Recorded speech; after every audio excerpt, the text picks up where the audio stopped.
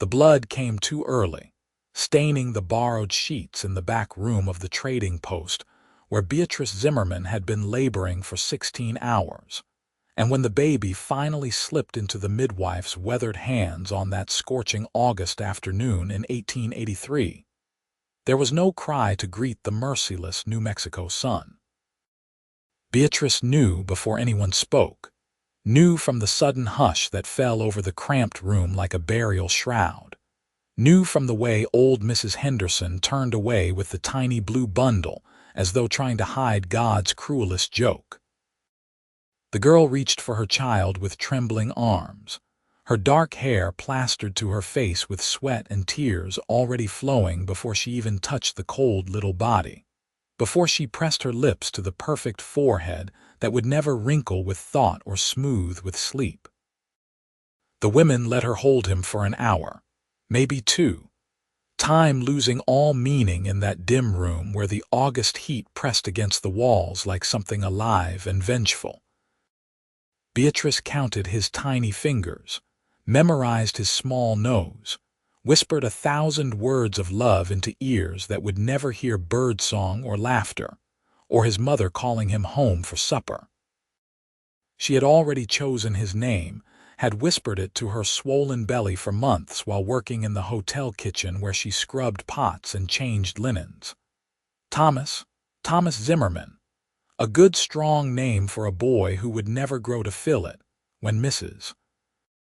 Henderson finally pried the baby from her arms.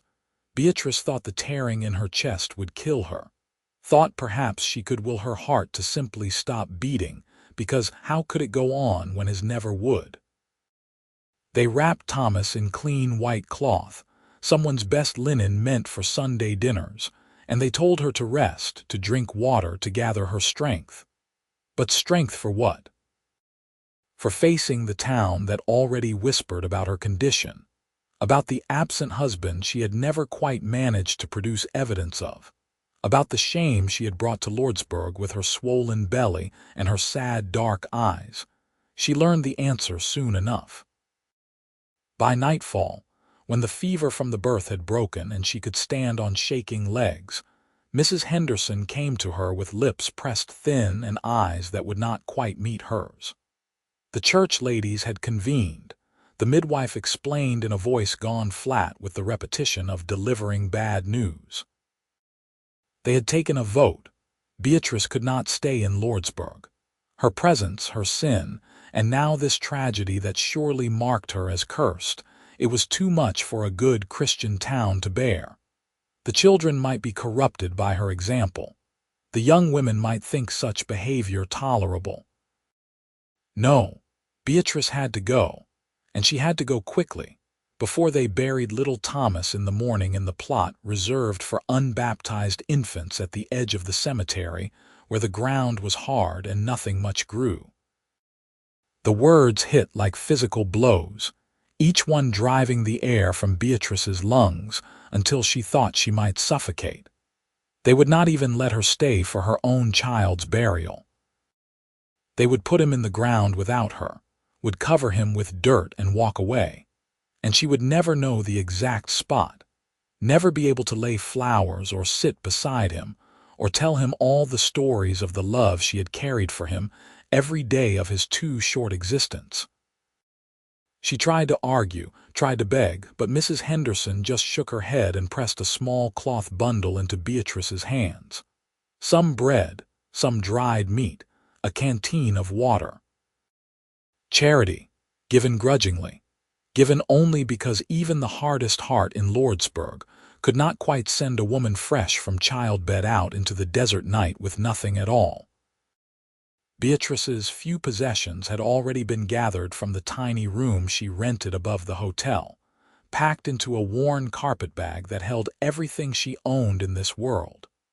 2 dresses, both let out clumsily at the seams to accommodate her pregnancy. A shawl her mother had knitted before dying of consumption 3 years past. A book of poetry she had taught herself to read from. A silver locket with no picture inside because she had never been able to afford to have one made. The night swallowed her as she stumbled out of Lordsburg on the eastern road, her body screaming with pain from the birth, her breasts already aching with milk meant for a child who would never suckle. Her heart so shattered she was surprised it still functioned well enough to pump blood through her veins. She walked because there was nothing else to do, because staying meant being dragged out, and at least this way she kept some shred of dignity. The stars wheeled overhead, indifferent and cold despite the heat that still radiated from the baked earth. She thought about lying down in the road, about simply closing her eyes and letting the desert take her. It would be easier than carrying this grief, easier than facing tomorrow and all the tomorrows after, each one stretching endlessly without her son to fill them. But her feet kept moving, driven by some animal instinct for survival that had not yet gotten the message that there was nothing left to survive for. She walked until the lights of Lordsburg disappeared behind her, until there was nothing but darkness and the sound of her own ragged breathing, and the distant call of a coyote singing to the moon. She walked until her legs gave out entirely, until she collapsed beside the road in a heap of skirts and grief, pressing her face into the dust, and sobbing with a violence that shook her entire frame. That was how Lucas Whitmore found her, just after dawn, when the sun was starting to paint the eastern sky in shades of pink and gold that seemed like an insult to the darkness crushing Beatrice's chest. He was riding back to his small ranch after delivering a string of horses to Fort Bayard, his pockets heavier with army money than they had been in months, his spirits high with the prospect of finally being able to repair the barn roof before the autumn rains came. He almost missed her, might have ridden right past if his horse had not shied sideways, ears pinned, nervous at the unfamiliar shape beside the road.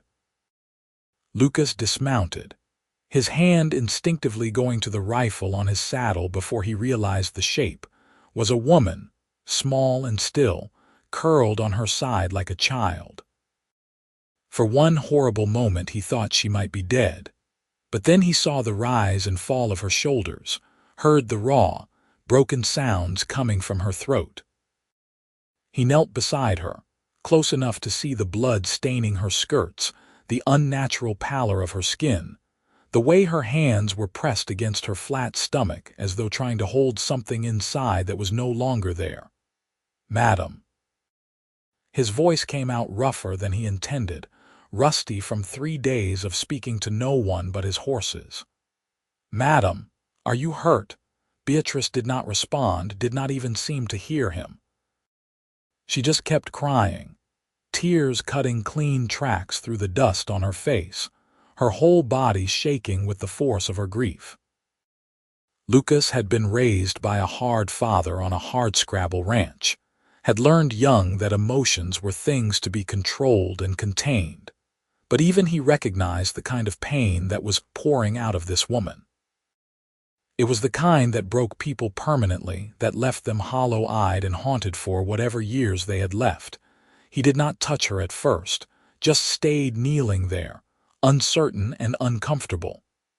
He was not good with people, especially not with women, especially not with crying women. He had spent most of his 32 years alone or in the company of men, rough ranch hands and cavalry soldiers, and the occasional town drunk. His mother had died when he was too young to remember her face, and his father had not been the type to coddle or comfort.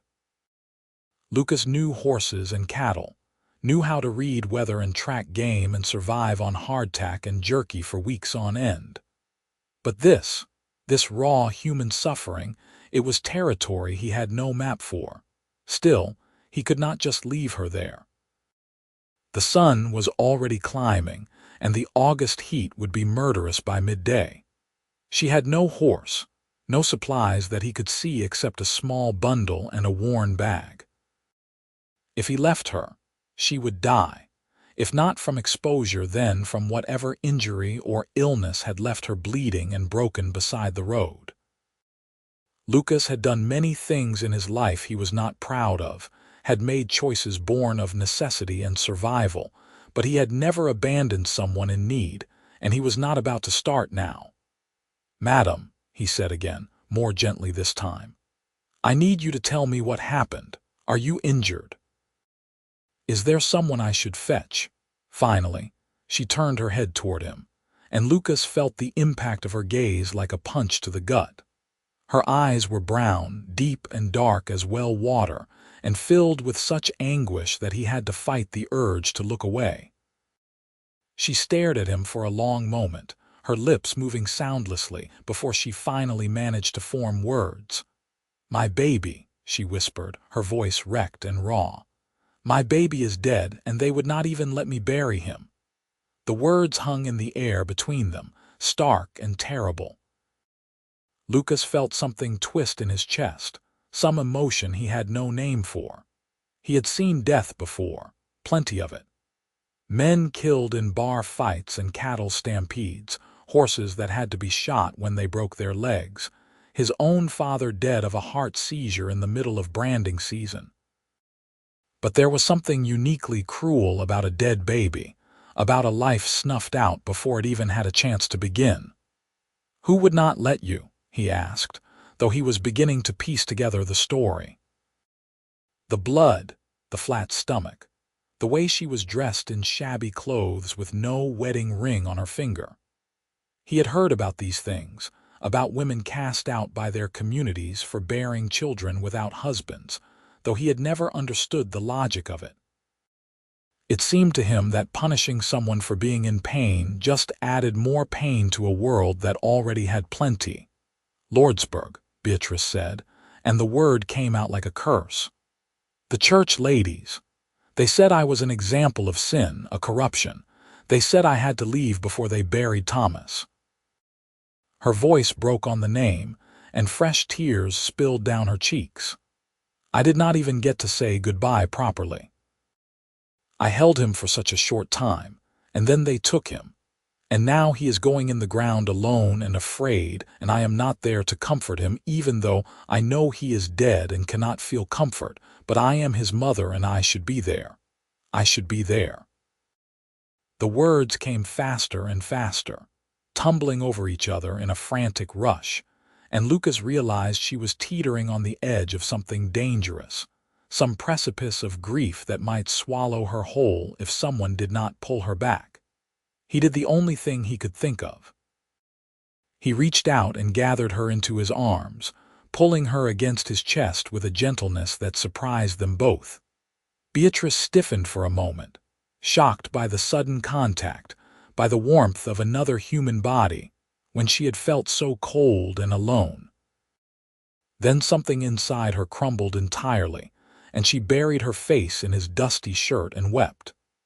She cried for Thomas, for the future they would never have, for the weight of him in her arms and the smell of his skin and the perfect tiny fingernails she had counted again and again. She cried for her own stupidity, for believing the promises of a traveling salesman who had told her she was beautiful and special, and then disappeared the moment she told him she was carrying his child. She cried for her mother, dead and buried far from here, and for her father who had thrown her out when her condition became too obvious to hide. She cried for every kindness she had ever been denied, every harsh word, every door closed in her face. And Lucas held her through all of it, his big rough hands awkward but steady on her back, his heart beating slow and sure beneath her ear. He did not tell her to stop crying or to be strong, or that everything would be all right, because those words would have been lies, and he had always been a painfully honest man. He just held her, anchoring her to the world when she wanted nothing more than to float away from it. And slowly, gradually, the storm of her grief began to ebb. When she finally pulled back, exhausted and hollowed out, Lucas studied her face with eyes the color of slate in winter. She was younger than he had first thought, maybe 23 or 24, with delicate features and good bones under the tear stains and dust. Pretty, in the way of wild things, of rabbits and sparrows, something fragile and easily broken. The thought made him angry, though he could not have said exactly who he was angry at. The town that had cast her out, the man who had gotten her with child and abandoned her, God himself for taking the baby, maybe all of them, maybe none. When did you last eat? He asked, because it was a practical question and he was a practical man, and he needed to focus on something concrete before the unfamiliar emotions churning in his gut made him do something foolish. Beatrice blinked, the question so mundane and normal that it took her a moment to process. "Yesterday morning," she said finally. "Mrs. Henderson gave me some bread, but I could not eat it. I still have it somewhere." She looked around vaguely for the cloth bundle, spotted it a few feet away where it had fallen when she collapsed. Lucas retrieved it, opened it to find the bread and dried meat, the canteen still mostly full. He handed her the canteen first. "Drink," he said, his tone leaving no room for argument. "Slowly. Just small sips." She obeyed, her hands shaking so badly that he had to help her hold the canteen steady. The water was warm and tasted of metal, but it soothed her raw throat and washed away some of the dust. When she had drunk enough, he handed her a piece of the bread, tearing it into smaller chunks when she just stared at it. "You need to eat," he said. "You have lost blood and you need your strength." "For what?" The question came out bitter, sharp-edged. "What do I need strength for? There is nothing left." "There is living," Lucas said simply. "And living takes strength, whether there is a reason for it or not." Beatrice wanted to argue, wanted to throw the bread in his face and tell him he had no idea what he was talking about, that he could not possibly understand the void that had opened up inside her. But she was so tired, so bone-deep exhausted, and he was right that she needed to eat even if only to keep her body functioning. She took a small bite, chewing mechanically, forcing herself to swallow even though it felt like sand going down. Lucas watched her eat, watched the way she forced each bite, and felt a grudging respect for her determination. It would have been easier to give up, to lie down and let the desert take her, but she was fighting, even when fighting seemed pointless. That took a particular kind of courage, the quiet, everyday kind that most people never recognized or celebrated. When she had eaten a few pieces of bread and some of the dried meat, Lucas stood and offered her his hand. "Come on," he said. "You cannot stay here. The sun is getting high and you need proper rest and care. My ranch is about 5 miles south. You can stay there until you are strong enough to figure out what comes next." Beatrice stared at his hand, weathered and calloused from years of hard work, steady and patient in the bright morning light. She should refuse. She knew nothing about this man except that he had found her at her lowest moment and had not immediately taken advantage of her helplessness. For all she knew, he could be worse than the people who had cast her out, could have plans for her that would add injury to her already overwhelming pain. But what choice did she have? Where else could she go? She had 20 cents in her pocket, no skills beyond cooking and cleaning, and a body that had just been through trauma and needed time to heal. She took his hand, felt his fingers close around hers with surprising gentleness, and let him pull her to her feet. The world spun for a moment, gray spots dancing at the edges of her vision, and she swayed dangerously. Lucas caught her with an arm around her waist, holding her upright until the dizziness passed. "Easy," he murmured. "You have been through hell, do not push too hard." He helped her to his horse, a sturdy bay gelding with kind eyes and a patient temperament. The horse snuffled at Beatrice curiously, its warm breath against her palm a small, unexpected comfort. Lucas gathered her bag and the bundle of supplies, securing them to his saddle, then mounted behind her, one arm around her waist to keep her steady as he guided the horse south toward his ranch. Beatrice leaned back against him, too exhausted to maintain her own balance, and felt the solid warmth of him behind her. He smelled of dust and horse and sweat, masculine and real, proof that the world still contained people who would help a stranger for no reason, except that it was the right thing to do. She felt fresh tears slip down her cheeks, silent this time, mourning and gratitude all tangled together in her broken heart. Lucas felt her crying and tightened his arm slightly, a wordless gesture of support. He did not know why he was doing this, why he was taking this broken woman back to his ranch, when he had never been comfortable with company, when his life was hard enough without adding complications. But something about her, about the rawness of her grief and the determined way she forced herself to keep going, called to something deep inside him. He had been alone for so long, had built walls around himself so high and thick that he had forgotten what it felt like to let someone in. Maybe it was time to remember. The ride to the ranch took a little over an hour, the landscape changing from flat desert to rolling hills dotted with scrub brush, and the occasional cottonwood marking the presence of underground water. Lucas's ranch was modest, a small wood frame house with a covered porch, a barn that did indeed need a new roof, a corral holding half a dozen horses, and a few outbuildings for storage and equipment. It was not much, but it was his, bought with years of savings and backbreaking work, a place where he could build something permanent in a world that felt increasingly temporary. He helped Beatrice down from the horse, kept his arm around her when her knees buckled, and guided her into the house. The interior was simple and clean, surprisingly tidy for a bachelor's home. A main room with a table and chairs, a stove, some shelves holding supplies, 2 doors leading to what she assumed were bedrooms. Windows with actual glass, a luxury in this part of the territory, letting in light but keeping out dust and wind. Lucas steered her to one of the bedrooms, a small space with a narrow bed covered in a faded quilt, a washstand with a chipped basin and pitcher, a trunk that probably held his extra clothes and blankets. "You can rest here," he said.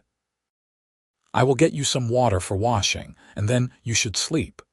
Your body needs time to heal." Beatrice nodded mutely, sinking onto the bed with a sigh that came from her very bones. Lucas disappeared and returned a few minutes later with the pitcher filled with water, a cloth for washing, and a clean shirt of his that would serve as a nightgown since her own clothes were filthy and blood-stained. "I will be outside if you need anything," he said, then paused in the doorway, his expression awkward. "I am sorry about your son, about Thomas. It is not right what they did to you." Before she could respond, he was gone, pulling the door closed behind him with a soft click. Beatrice sat on the bed, clutching his shirt in her hands, and felt something shift slightly in her chest. Not healing, not yet, but maybe the smallest acknowledgement that healing might someday be possible. She stripped out of her ruined dress with shaking hands, washed as best she could with the water and cloth, then pulled on Lucas's shirt. It hung on her like a tent, falling almost to her knees and smelled of lye soap and sunshine. She crawled under the quilt, her body sinking into the mattress with relief, and closed her eyes. Sleep claimed her immediately, dragging her under into a darkness blessedly free of dreams. Lucas kept himself busy for the rest of the day, doing the endless chores that kept a ranch running. He fed and watered the horses, mucked out stalls, checked fences, inspected the barn roof, and made mental calculations about how much lumber he would need and how soon he could make the repairs. But his mind kept drifting back to the woman sleeping in his bed, to the broken sound of her crying and the weight of her grief. He had told her the truth when he said it was not right, what they had done to her. Lucas had little use for religious hypocrisy, for people who preached about charity and compassion while casting out those who needed it most. As evening approached, he went inside to prepare dinner, something simple that would be easy on her stomach after days of not eating properly. Beans and rice, some pan bread, weak coffee sweetened with the last of his sugar.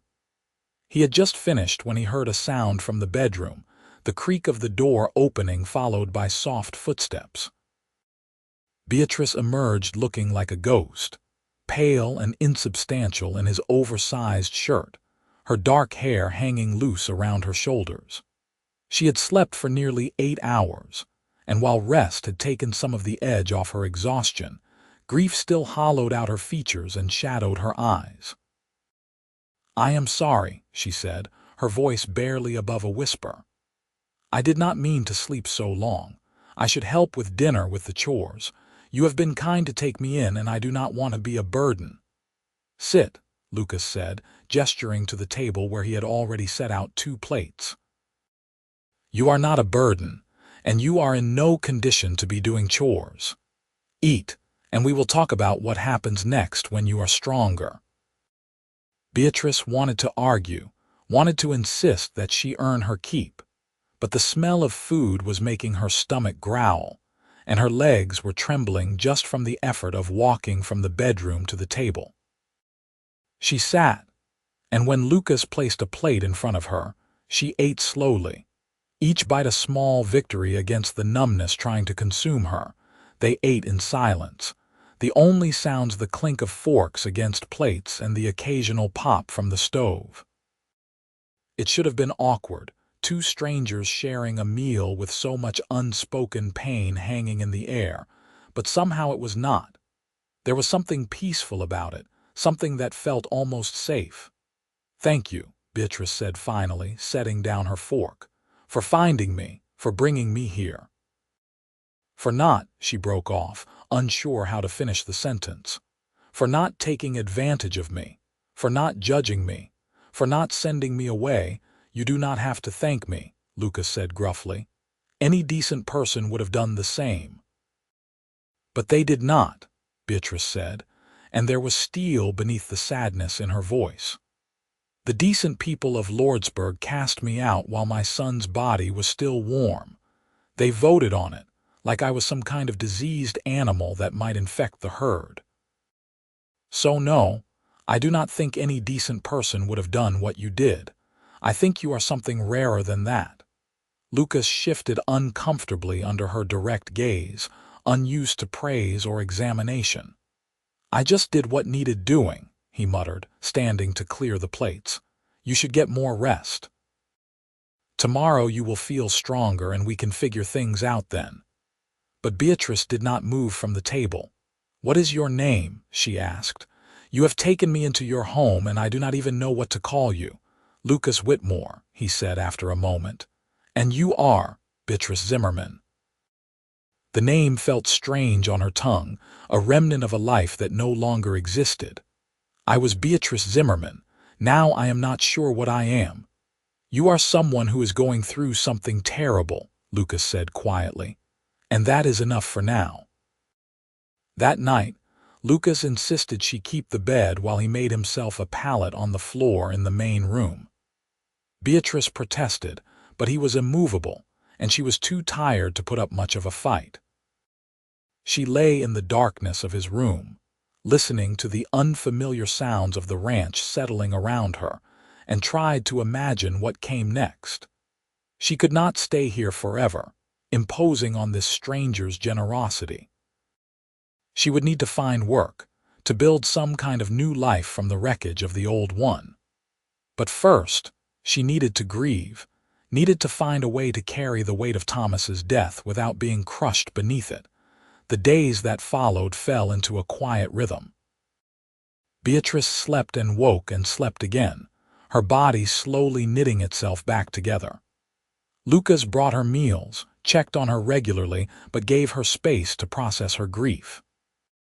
On the 3rd day, she felt strong enough to venture outside, to sit on the porch in the shade and watch him work with the horses in the corral. He was good with them, she noticed, patient and firm, never raising his voice or his hand in anger. The horses responded to him with trust, their ears forward and their movements relaxed. She found herself watching him more than she intended, noting the way he moved with economical grace, the breadth of his shoulders beneath his faded work shirt, the concentration on his face as he worked. On the fourth day, she insisted on helping with the housework, needing to feel useful, needing to repay his kindness in the only way she could. Lucas tried to protest, but she was stubborn, and he eventually relented when he saw that being idle was worse for her than being active. She cooked and cleaned, swept floors and washed clothes, threw herself into the physical labor with a desperation that worried him, but that he understood too well. She was trying to outrun her grief, to exhaust herself so completely that she had no energy left for feeling. In the evenings, they would sit on the porch and watch the sun set, painting the New Mexico sky in shades of orange and purple and red.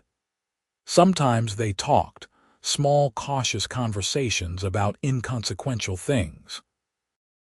The weather, the horses, the state of the garden that Lucas had started and then neglected. Sometimes they sat in silence, and that was all right too, a companionable quiet that asked nothing of either of them. A week after Lucas found her, Beatrice finally spoke about Thomas, about the pregnancy and the birth and the terrible moment when she realized he was gone. The words came haltingly at first, then faster, a dam breaking after days of holding back. Lucas listened without interrupting, his expression somber, his hands still on the arms of his chair. When she finished, when she had purged herself of the story, she felt lighter somehow, as though sharing the burden had made it slightly less crushing. "I keep thinking about what kind of person he would have been," she said softly, staring out at the darkening horizon. "If he would have had my eyes or his father's, if he would have been quiet or loud, gentle or wild. I had so many dreams for him, so many plans. And now all of that is just gone, like it never existed at all." "It existed," Lucas said firmly. "Those dreams existed, that love existed. Just because he is gone does not mean what you felt for him was not real." Beatrice turned to look at him, her eyes bright with unshed tears. "How do you know?" she asked. "How can you understand?" Lucas was quiet for a long moment, his gaze distant. "I had a younger sister," he said finally. "Sarah.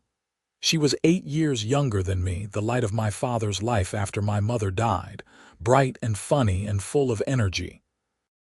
She got sick when she was 10, some kind of fever that came on fast. She was dead in 3 days, and my father was never the same after. He worked himself into an early grave, I think, because being idle meant thinking about her, and thinking about her hurt too much." "I am sorry," Beatrice whispered. "That is terrible." "It was a long time ago," Lucas said, "but you do not forget that kind of loss. You just learn to carry it." They sat in silence after that, two people bound together by grief and chance, watching the stars emerge one by one in the vast dark sky. Something was shifting between them, some connection forming that neither of them had asked for or expected. It was not romance, not yet, just the recognition of kindred spirits, of two damaged souls finding unexpected comfort in each other's company. As the weeks passed, Beatrice grew stronger, her body healing even as her heart remained raw. She took on more responsibilities around the ranch, proving to be a capable and tireless worker.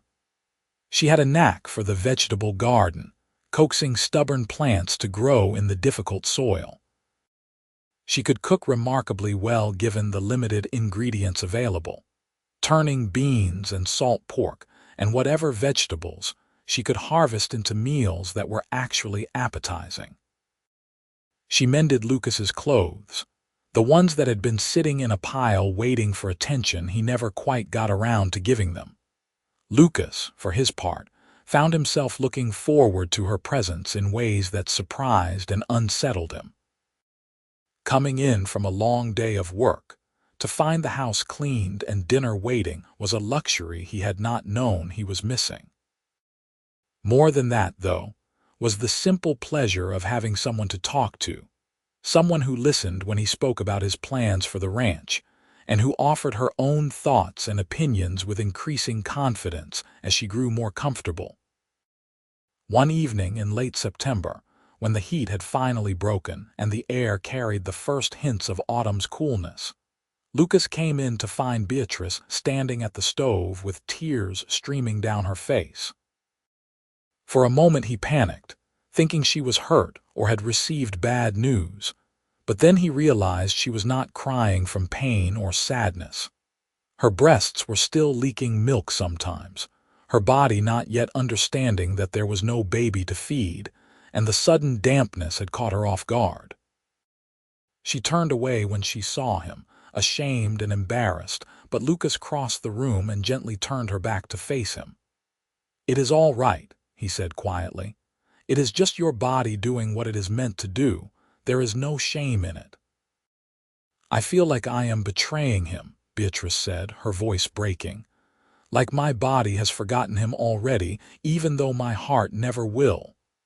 "Your body is healing," Lucas said. "That does not mean you are forgetting. It just means you are surviving, and surviving is what he would want for you if he could want anything."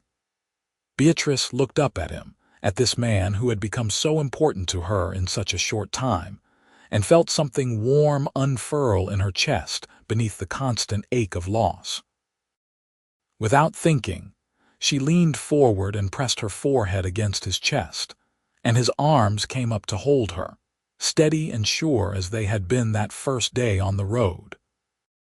They stood like that for a long time, holding each other in the warm kitchen while the dinner simmered on the stove and the evening light faded outside. When they finally pulled apart, there was a new awareness between them, an acknowledgement of something that was growing despite the grief and pain, or perhaps because of it. October brought cooler weather and the start of the roundup season. Lucas hired on a few temporary hands, ranch drifters looking for work before winter closed in, and Beatrice found herself cooking for 4 men instead of 2. She threw herself into the work, rising before dawn to prepare breakfast, packing lunches for the men to take out on the range, preparing hearty dinners to refuel bodies exhausted from long days in the saddle. The hired men were respectful, tipping their hats to her and thanking her for the meals, but she could see the questions in their eyes. Who was she? What was her relationship to Lucas? They probably assumed she was his woman, though he had never referred to her as anything but Miss Zimmerman, never touched her with anything but the most careful propriety when others were around. Late one night, after the hired men had bedded down in the bunkhouse and the ranch was quiet, Beatrice and Lucas sat on the porch, as had become their custom. The air was sharp with cold, hinting at the winter to come, and Beatrice had wrapped herself in her shawl against the chill. "I need to start thinking about leaving," she said abruptly, the words like stones in her mouth. "You have been more than generous, but I cannot stay here indefinitely. People will talk if they are not talking already."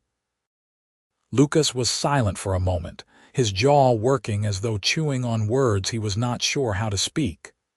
"What if I do not want you to leave?" he said finally. Beatrice's heart stuttered in her chest. "What do you mean?" "I mean," Lucas started again. "These past weeks, having you here, it has been good. The house is not just a place I sleep anymore. It feels like a home. And you," he turned to look at her, his eyes serious in the moonlight. "You have become important to me, Beatrice. I know the timing is wrong. I know you are still grieving, and I am not trying to replace what you lost or take advantage. But I need you to know that if you want to stay, I want you to stay. not as a housekeeper or a hired hand, but as someone who belongs here. With me." The words hung in the air between them, fragile and powerful. Beatrice felt tears prick her eyes, but they were different from the tears she had shed over the past months. These were tears of something almost like hope, something she had not thought she would ever feel again. "I am broken," she said softly. "I do not know if I can be what you need, what you deserve." "We are both broken," Lucas said, reaching out to take her hand. "Maybe that is why we fit." Beatrice looked down at their joined hands, his so large and rough, hers small and work-worn, and felt something click into place inside her. She had not been looking for love, had not thought herself capable of it after everything she had lost. But Lucas had been patient with her grief, had given her space to heal without demands or expectations, and somewhere along the way, affection had grown into something deeper, something that felt solid and real and possible. "All right," she said, squeezing his hand. "I will stay." The smile that broke across Lucas's face was like sunrise, warming something in Beatrice that had been cold for so long. He raised her hand to his lips and pressed a gentle kiss to her knuckles, a gesture so tender and old-fashioned that it made her breath catch. They sat there on the porch, hands clasped, and for the first time since Thomas had died, Beatrice allowed herself to imagine a future that held something other than pain. The change in their relationship was subtle at first, more a shift in intention than action. Lucas still slept on his pallet in the main room, and Beatrice still occupied his bed, but there was an awareness now, an acknowledgement that they were building toward something. He brought her small gifts when he went into town for supplies, a new book of poetry, a length of fabric for a dress, a tortoiseshell comb for her hair. She made his favorite meals, mended his clothes with extra care, found excuses to touch his arm or his shoulder in passing. In November, as the weather turned truly cold and the first snow dusted the hills, Lucas rode into Lordsburg to file some paperwork at the land office. He came back tight-lipped and angry, and Beatrice knew without asking that he had heard the talk about her, the gossip that had not died just because she had left town. "What did they say?" she asked quietly, setting down the bread she had been kneading. "It does not matter," Lucas said, but the muscle jumping in his jaw said otherwise. "Tell me," he sighed, running a hand through his hair. "They said you were living in sin at my ranch, that you were a Jezebel who had corrupted me, that no good Christian man would allow such a woman under his roof." Beatrice felt the words like physical blows, but she kept her voice steady. "They are not entirely wrong. I am living at your ranch, unmarried, unchaperoned. By their standards, that makes me exactly what they say I am." "By their standards, you should have been allowed to grieve your child before being cast out," Lucas said harshly. "Their standards are worth about as much as a $3 bill." "Nevertheless," Beatrice said, "they will make trouble for you if I stay. They will refuse to do business with you, will spread rumors, will make your life difficult. I should go, Lucas. I should have left before it got to this point." "No." The word came out flat and final. "You are not going anywhere. If Lordsburg has a problem with you being here, then Lordsburg can go to hell. I do not need their approval or their business badly enough to sacrifice my own happiness." Beatrice stared at him, at the determination in his face, and felt her throat tighten with emotion. "You would cut yourself off from the town for me?" she asked. "Risk your reputation and your livelihood in a heartbeat," Lucas said simply. "I told you that you belong here, and I meant it. Nothing those hypocrites say is going to change that." She crossed the room in 3 strides and wrapped her arms around him, pressing her face against his chest. His arms came around her immediately, holding her close, and she felt the steady beat of his heart beneath her cheek. "I do not deserve you," she whispered. "You deserve better than me," Lucas said, his voice rough with feeling, "but I am selfish enough to want you anyway." That night, as they sat by the fire after dinner, Lucas cleared his throat awkwardly. "There is a way to stop the gossip," he said. "To make it so they cannot say anything without looking like fools." Beatrice looked up from the sock she was darning. "What do you mean, marry me?" The words came out in a rush, as though he had been holding them back and they had finally broken free. "I know it is fast. I know you are still healing. But I care about you, Beatrice, more than I have cared about anyone in a very long time, and if we are married, properly married with a preacher and a license, then they cannot say a damned thing about you being here." Beatrice's hand stilled on the sock. Marriage. She had thought about it, in an abstract way, but hearing the words said aloud made it suddenly, overwhelmingly real. Lucas was not offering her a marriage of convenience or a business arrangement. He was offering her his name, his home, his protection. He was offering her a chance to start over, to build something new from the ashes of what she had lost. "Are you sure?" she asked, searching his face. "I come with scandal and grief and a past that will not go away just because we sign a piece of paper." "I am sure," Lucas said steadily. "I have never been more sure of anything. You are strong and kind and brave, and you make this house feel like a home. You make me feel less alone. That is worth more to me than all the clean reputations in the territory." Beatrice felt tears spill down her cheeks, but she was smiling through them. "Yes," she said. "Yes, I will marry you." Lucas let out a breath he had not realized he was holding and pulled her into his arms, kissing her forehead, her cheeks, finally her lips in a kiss that was gentle and sweet and full of promise. When they pulled apart, both of them were smiling, and the future that had seemed so bleak just months ago suddenly glowed with possibility. They were married 3 weeks later in a small ceremony in Deeming, a town 40 miles west of Lordsburg, where no one knew Beatrice's history, and no one cared. The circuit preacher was an elderly man with kind eyes who did not ask awkward questions, just pronounced them husband and wife and wished them well. They spent their wedding night in a hotel, an extravagance that Lucas insisted on, and when he made love to her for the first time, he was so careful, so gentle, that Beatrice cried for an entirely different reason than she had cried over the past months. Afterward, lying in his arms in the narrow hotel bed, she told him about Thomas's father, about the salesman who had swept her off her feet with pretty words and empty promises. She told him about the shame of realizing she was pregnant and unmarried, the fear of being cast out by her father, the desperate hope that the baby would somehow make everything worthwhile. She told him everything, purging herself of the secrets and lies, and Lucas listened without judgment, his hand stroking her hair, murmuring reassurances when her voice broke. "He was a fool," Lucas said when she finished. "Any man who could walk away from you is a damned fool." "I was a fool too," Beatrice said, "for believing him, for thinking that he loved me." "You were young and hopeful," Lucas corrected. "There is no shame in that. The shame is his for taking advantage."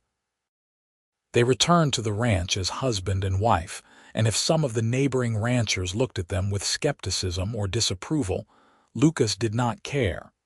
He had what he wanted, what he had not even known he was missing until Beatrice had stumbled into his life. A partner, a companion. Someone who looked at him and saw not just a lonely rancher but a man worth loving.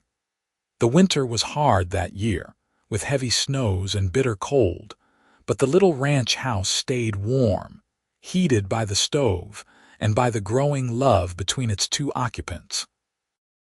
Beatrice threw herself into making the house a true home, sewing curtains from the fabric Lucas had bought her, arranging the sparse furniture to maximize space and comfort, planting bulbs in pots on the windowsills to bring color to the gray winter days.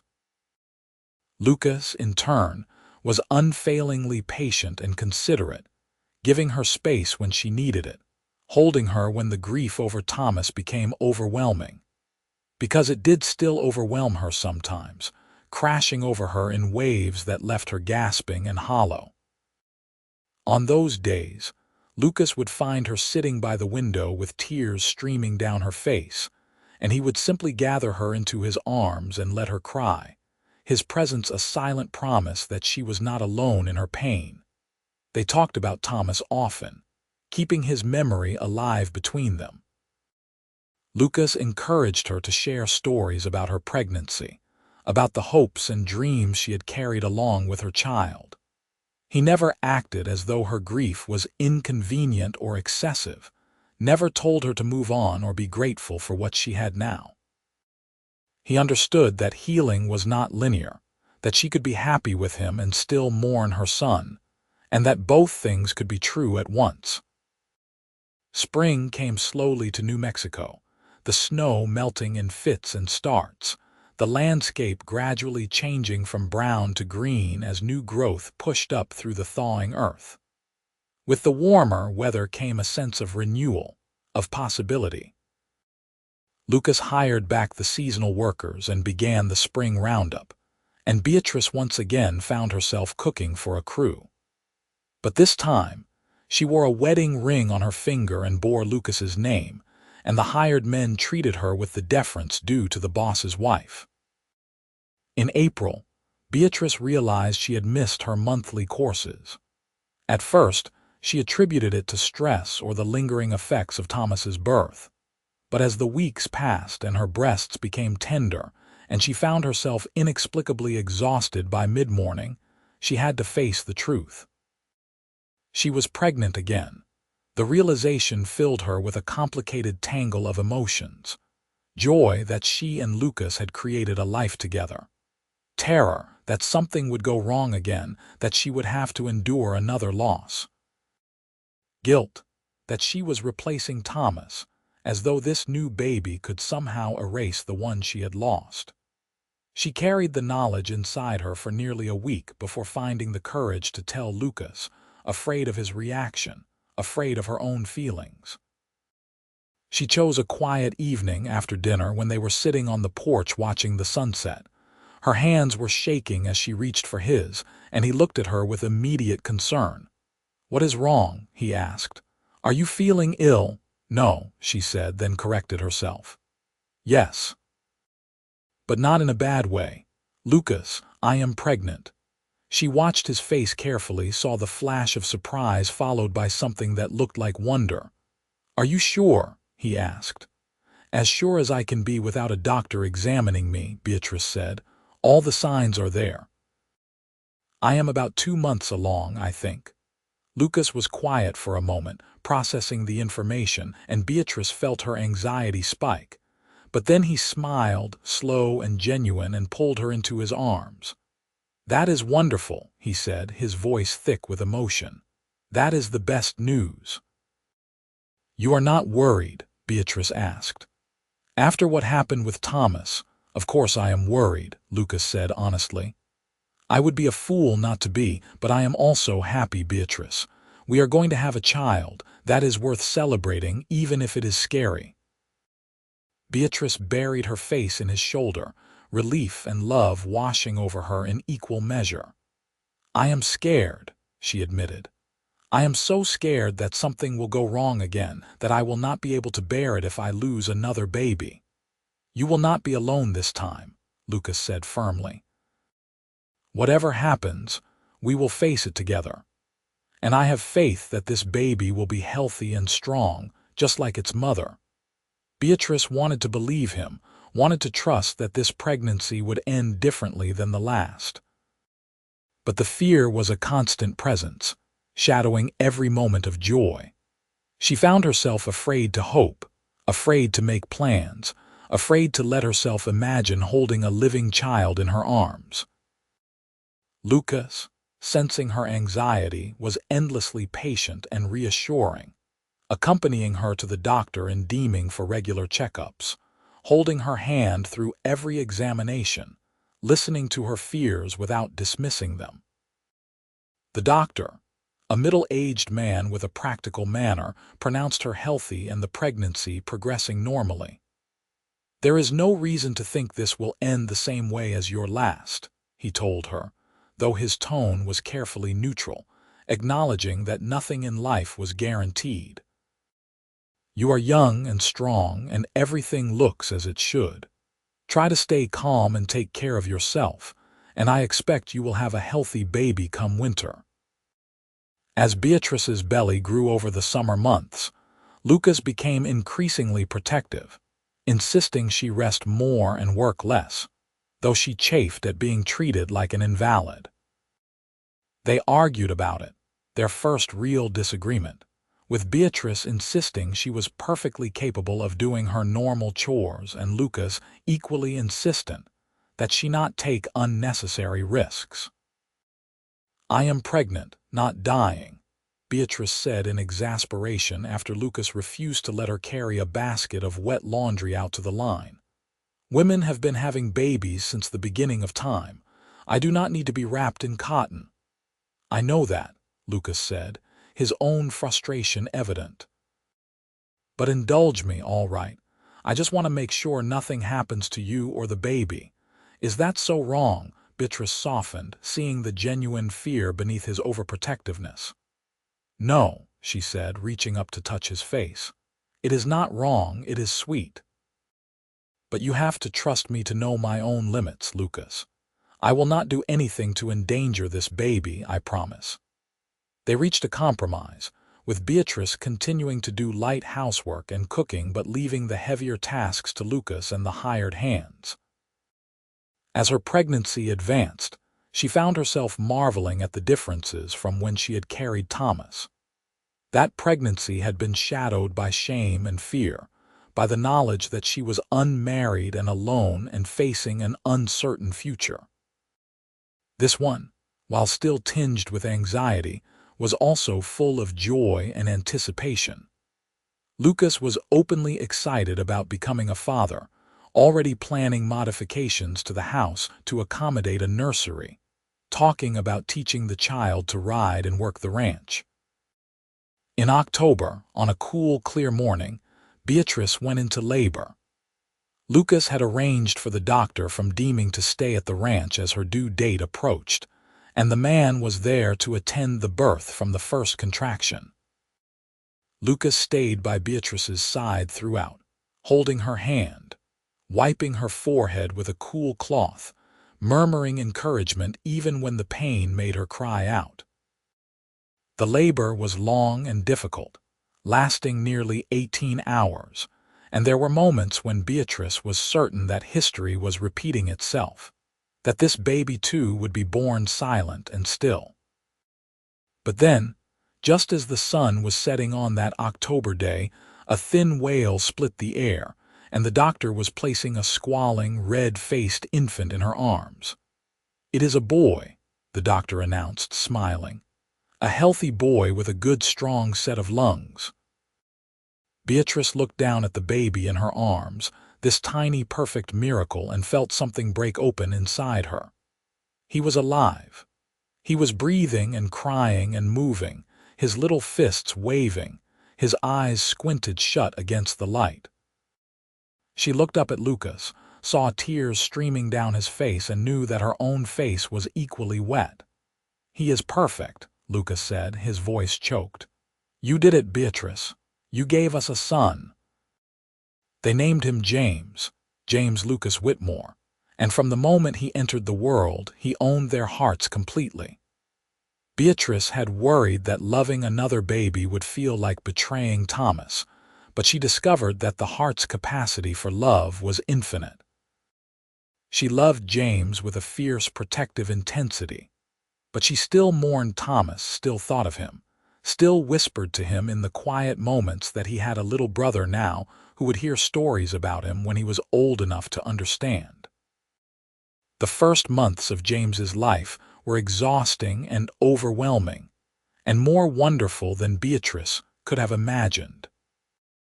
Lucas proved to be a devoted father, walking the floor with the baby in the middle of the night, changing diapers without complaint, sitting and watching James sleep with an expression of such pure wonder that it made Beatrice fall in love with him all over again. As winter closed in, the little ranch house rang with new sounds. James's cries and coos, Beatrice's lullabies, Lucas's off-key singing as he rocked his son to sleep. The isolation that had once defined Lucas's life was gone, replaced by the beautiful chaos of a family. Neighbors who had initially been skeptical about Beatrice began to warm to her when they saw her with the baby, saw the obvious love between her and Lucas, saw that she was not the Jezebel the Lordsburg gossips had painted her as, but simply a woman who had suffered tragedy and found a second chance. When James was 6 months old, healthy and thriving, Beatrice asked Lucas to take her to Lordsburg. He was reluctant, not wanting her to face the people who had treated her so cruelly, but she was adamant. "I need to do this," she said.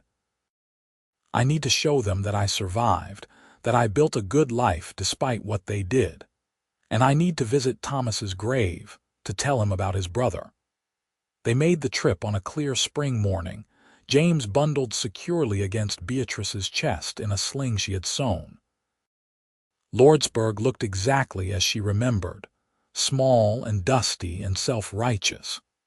People stared as they rode down the main street, whispering behind their hands, but Lucas rode with his head high and Beatrice followed his example, refusing to be cowed by their judgment. They went first to the cemetery, to the plot at the edge where unbaptized infants were buried. It took Beatrice several minutes to find Thomas's grave, marked only by a simple wooden cross with his name carved roughly into it. Someone, Mrs. Henderson perhaps, had planted wildflowers around it, and they were blooming in cheerful defiance of the somber location. Beatrice knelt beside the grave, Lucas standing protectively behind her, and let the tears come. "Hello, my sweet boy," she whispered. "I am sorry it took me so long to come back. I wanted to be here for your burial, but they would not let me. I hope you know that I tried, that I wanted to be with you." She paused, stroking the wooden cross. "I brought someone to meet you, your baby brother James. He is beautiful and healthy and so very loved. I think you would have been a wonderful big brother, Thomas. I think about that sometimes, about the two of you growing up together, and it makes me sad but also happy, because I know you would have adored each other."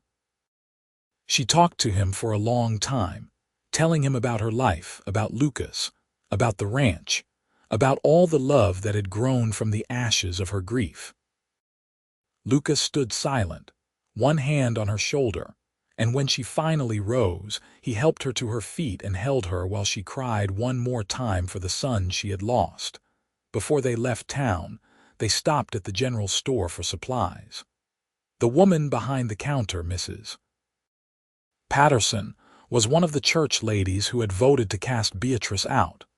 She looked uncomfortable when they entered, her eyes flicking from Beatrice to the baby and back again. "Mrs. Whitmore," she said stiffly, acknowledging the wedding ring and the name change. "How can I help you?" "Just some supplies," Beatrice said calmly, handing over a list. While Mrs. Patterson gathered the items, Beatrice let James's hand wrap around her finger, marveling as she always did at the perfect tiny fingers, the trusting grip. When Mrs. Patterson returned with the supplies, she glanced at the baby again and something softened in her face. "He is a beautiful child," she said quietly. "Thank you," Beatrice replied. "We think so." Mrs. Patterson hesitated, then said, "I am glad you found happiness, Mrs. Whitmore. I am glad things turned out well for you." It was not an apology, not quite, but it was an acknowledgement, and Beatrice found that she could accept it. "Thank you," she said again, and meant it. As they rode back to the ranch, James drowsing against her chest and Lucas riding beside her, Beatrice felt a sense of closure settle over her. She had faced the town that cast her out, had stood tall and shown them that their cruelty had not destroyed her. She had visited Thomas's grave, had told him about his brother, had made peace with the fact that she would always carry that loss with her, but that it did not define her entire existence. The years that followed were good ones, full of hard work and simple pleasures. The ranch prospered under Lucas's careful management, and they were able to make improvements, adding a proper nursery to the house, repairing the barn, expanding the herd. James grew into a lively, curious child, fearless on horseback by the time he was 3, constantly underfoot and asking questions that Lucas answered with infinite patience. When James was 2, Beatrice gave birth to a daughter they named Emma Rose. She had an easier birth this time, and Emma came into the world with her father's gray eyes and her mother's dark hair, a placid baby who rarely cried and seemed content to observe the world around her. James was fascinated by his baby sister, gentle and protective in a way that reminded Beatrice achingly of her imagined futures for Thomas. But she had learned by then to let the grief coexist with the joy, to honor her lost son while fully embracing the children she had been blessed with. On quiet evenings, when the children were asleep, and she and Lucas sat on the porch as they had done from the very beginning, Beatrice would sometimes think about how far she had come from that terrible August day when her world had shattered. She thought about the woman she had been, broken and cast out and convinced she had nothing left to live for. She thought about the man who had found her in her darkest moment and had chosen to hold her through her grief rather than turn away. "What are you thinking about?" Lucas would ask, seeing the faraway look in her eyes. "About how lucky I am," Beatrice would reply, reaching for his hand. "About how you saved me when I needed saving most." "You saved yourself," Lucas would always correct. "I just held your hand while you did it," but Beatrice knew better. Lucas had done more than hold her hand. He had offered her his heart, his home, his unwavering faith that she was worth loving despite her past and her pain. He had given her a place to heal and the time to do it, had never rushed her or pressured her or made her feel like her grief was inconvenient. He had loved her through the worst of it, and that love had given her the strength to rebuild her life from nothing. When James was 5 and Emma was 3, Beatrice found herself pregnant again, and this time there was no fear shadowing the joy, only anticipation. She had learned to trust her body, to trust that good things could happen after tragedy. Lucas was equally excited, though he joked that they were going to need to build an addition to the house if they kept having children. Their third child, a boy they named Samuel, was born on a crisp November morning, healthy and squalling and perfect. With 3 children and a thriving ranch, life was busy and chaotic and exhausting, but Beatrice could not imagine it any other way. She had been given a second chance at happiness, at family, at love, and she treasured every moment of it. The children grew up hearing stories about their oldest brother, the one who had not lived but who was still part of their family. Beatrice made sure they knew about Thomas, that they understood he was loved and remembered.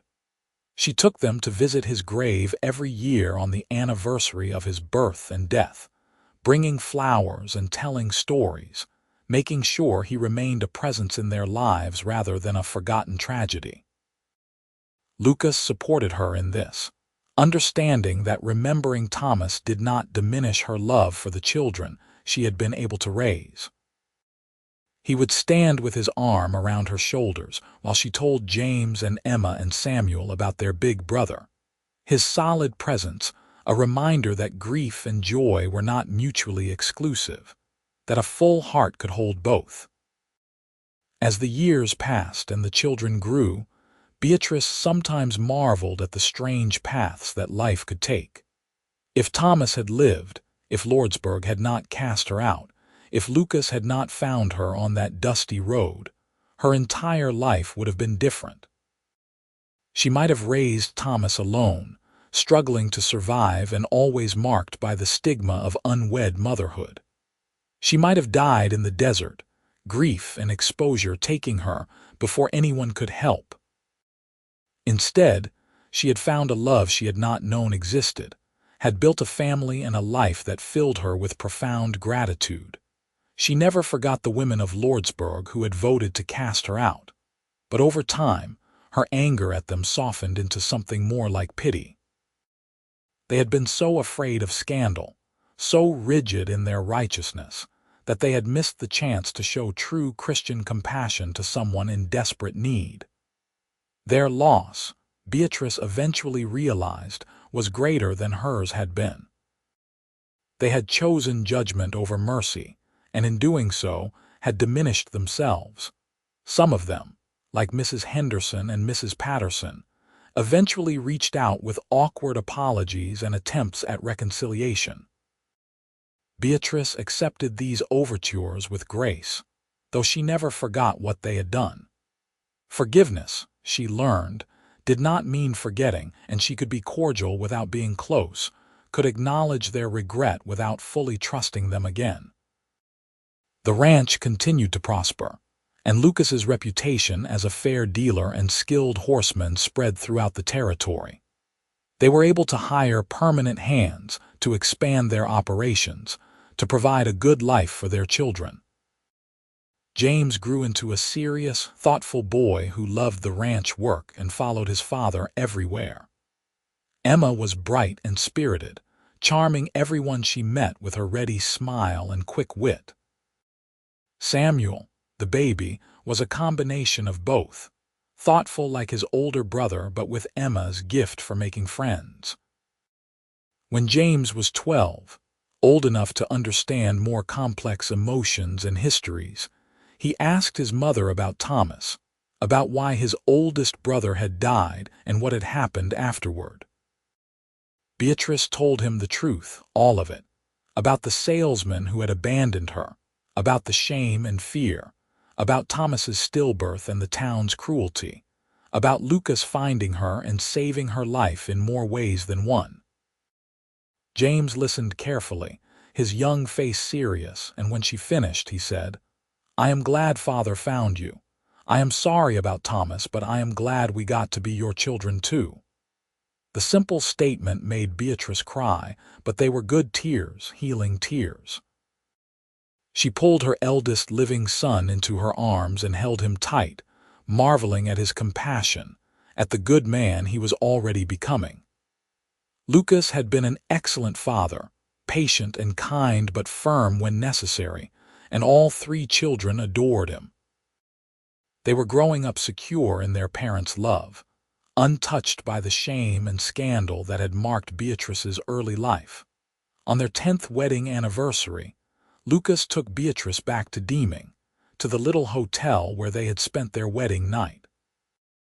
They left the children with a trusted neighbor and spent 3 days alone together, remembering who they were as a couple separate from their roles as parents. They talked late into the night, made love with the leisure of people not worried about being interrupted by crying children, slept late in the mornings wrapped in each other's arms. "You ever regret it?" Beatrice asked on the last night, lying with her head on Lucas's chest, listening to his heartbeat. "Marrying me, taking on all my baggage and complications." "Never," Lucas said immediately, his arms tightening around her. "Not once, not for a single moment." "You are the best thing that ever happened to me, Beatrice. You and our children, you are everything I did not know I needed." "I love you," Beatrice said, the words coming easily after 10 years of marriage but still carrying weight, still meaning everything. "I loved you from almost the beginning, even when I was too broken to recognize it. You gave me back my life, Lucas. You gave me a reason to keep going when I had none. I can never repay that." "You already have," Lucas said, pressing a kiss to her forehead. "Every single day, just by being here, by building this life with me, by loving me back. That is more than enough." They returned to the ranch refreshed and reconnected, ready to dive back into the beautiful chaos of their life. The children greeted them with enthusiasm. full of stories about their adventures with the neighbor, and the house quickly returned to its normal state of cheerful disorder. As the children moved into their teenage years, Beatrice began to involve herself more in the wider community, joining charitable organizations and working to help women in situations similar to what hers had been. She opened their home to unwed mothers who had nowhere else to go, providing them with shelter and support and helping them find their footing. Lucas supported her efforts wholeheartedly, adding a small cottage on their property specifically for this purpose.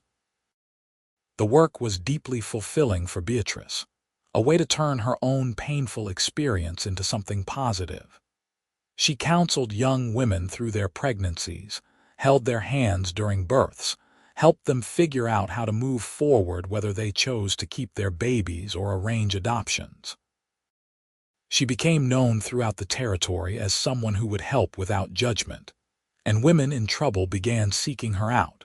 Some in Lordsburg grumbled about her work, calling her an enabler of sin, but Beatrice no longer cared what they thought. She had Lucas's support, her children's pride, and her own certainty that what she was doing was right.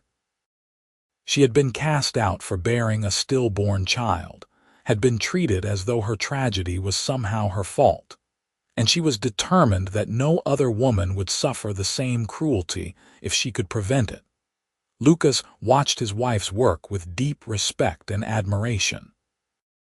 The young woman he had found broken by the side of the road had transformed into a force of nature, strong and compassionate and utterly unafraid of public opinion. He was proud of her, proud of the life they had built together, proud of the family they had created. When James turned 18, he announced his intention to stay on the ranch and eventually take over the operation from Lucas. Emma, at 16, was already showing signs of her mother's independent spirit, talking about becoming a teacher and traveling to see more of the country. Samuel, the youngest at 15, was still figuring out his path, interested in everything and committed to nothing. But there was time for him to find his way. Beatrice looked at her nearly grown children and felt a bittersweet mix of pride and nostalgia. They had needed her so completely when they were small, and now they were becoming independent, preparing to launch into their own lives. She and Lucas would have more time together, would return to being primarily a couple rather than parents, and while she looked forward to that in some ways, she also mourned the passing of these intense years of child rearing. "They are good kids," Lucas said one evening, watching James work with a young horse in the corral. Emma helped Samuel with his schoolwork on the porch. "We did a good job." "We did," Beatrice agreed, leaning against her husband's solid warmth. "Despite everything, despite the hard beginning, we built something wonderful." In the spring of their 20th anniversary, Beatrice received unexpected news. Mrs. Henderson, the midwife who had attended Thomas's birth and had been among those who voted to cast Beatrice out, was dying. She had sent a message asking if Beatrice would visit her, saying she had something important to say before she passed. Beatrice was reluctant, the old wound still tender despite the passage of time, but Lucas encouraged her to go. "You do not have to forgive her," he said. "But you might regret not hearing what she has to say." So Beatrice rode into Lordsburg for the first time in years, directing her horse to the small house where Mrs. Henderson lived. The old woman was in bed, clearly in the final stages of some wasting illness, but her eyes were clear and sharp when Beatrice entered the room. "Thank you for coming," Mrs. Henderson said, her voice thin and ready. "I was not sure you would. What did you want to say?" Beatrice asked, keeping her tone neutral. Mrs. Henderson was quiet for a moment, gathering her strength. "I wanted to apologize," she said finally, "for what we did to you all those years ago, for taking your baby and casting you out without mercy or compassion. It was wrong, Mrs. Whitmore." It was cruel and wrong, and I have carried the guilt of it all these years." Beatrice felt tears prick her eyes, surprised by the depth of emotion the apology stirred. "Why did you do it?" she asked. "Why could you not let me stay long enough to bury my own child?" "Fear, Mrs. Henderson said simply. "Fear of scandal, fear of what people would think, fear of our own daughters being influenced by your example. We told ourselves we were protecting the community, but really we were protecting our own pride and righteousness, and we sacrificed you to do it." She reached out a trembling hand. "I have thought about you often over the years, wondered what happened to you, prayed that you survived. When I heard you had married Mr. Whitmore and had children, I was so relieved. But it did not erase what we did, and I needed you to know that I am sorry, truly sorry." Beatrice took the old woman's hand, feeling the bones fragile as a bird's beneath the papery skin. "I forgive you," she said, and realized as she spoke the words that she meant them. The anger she had carried for so long had burned itself out, leaving only a sort of weary compassion. Mrs. Henderson had been wrong, deeply wrong, but she was also human, capable of growth and regret. "I forgive you, Mrs. Henderson. You gave me the chance to hold Thomas before taking him away. That memory, painful as it is precious to me. And what you did, as terrible as it was, led me to Lucas and to the life I have now. I would not change how things turned out, even if I could." Mrs. Henderson wept, tears streaming down her weathered cheeks, and squeezed Beatrice's hand with what little strength she had left. "Thank you," she whispered. "Thank you for your grace. You are a better woman than I ever was." Beatrice sat with her for a while longer, telling her about Thomas's grave and the flowers that bloomed there, about James and Emma and Samuel, about the work she did helping other women. When she finally left, Mrs. Henderson looked peaceful, the burden of guilt visibly lifted from her shoulders. She died 3 days later, and Beatrice attended the funeral, standing at the back of the church and saying a prayer for a woman who had wronged her, but who had also, in the end, sought redemption. The years continued to unfold with the steady rhythm of ranch life. James married a neighboring rancher's daughter, a sensible girl named Mary who fit seamlessly into the family.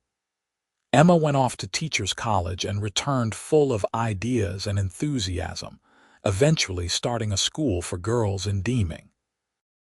Samuel discovered a talent for veterinary work and apprenticed with the local animal doctor, finding his calling in helping sick and injured creatures.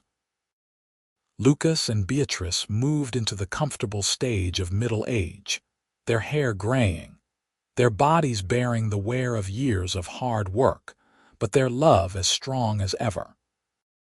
They took pride in their children's accomplishments, welcomed grandchildren as they arrived, continued to run the ranch with the help of James and his family. On warm summer evenings, they would still sit on the porch as they had done for decades, watching the sun set over the land they had built their lives on. Sometimes they talked, sometimes they sat in companionable silence, content just to be together. Beatrice would think about the long, strange journey that had brought her here, about the unbearable grief that had nearly destroyed her, and the unexpected love that had saved her. Thomas was never forgotten.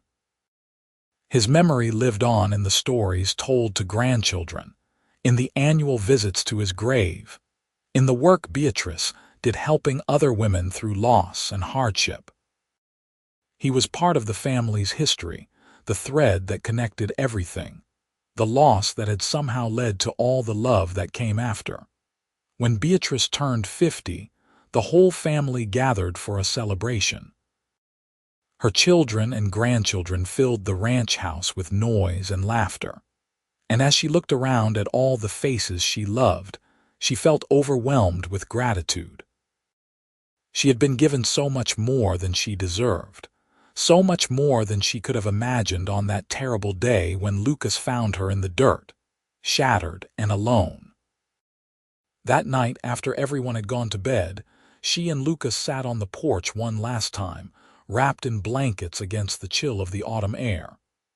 "Do you remember the day we met?" Beatrice asked, though she knew he did. They had told the story many times over the years to their children and grandchildren, to the women Beatrice helped. It had become their origin story, the foundation of everything that came after. "Every detail," Lucas said. "You were the most broken thing I had ever seen and the bravest. The way you kept going even when you had every reason to give up, that is what made me love you."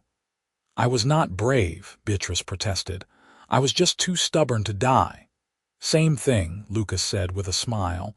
"And look what your stubborn determination built. A family, a home, a legacy of helping others. Thomas would be proud of you, Beatrice. He would be proud of what you did with the grief of losing him." Beatrice leaned her head on Lucas's shoulder, feeling the familiar comfort of his presence. "Do you think he knows?" she asked softly. "Wherever he is, do you think he knows that he was loved, that he mattered?" "I think he knows," Lucas said.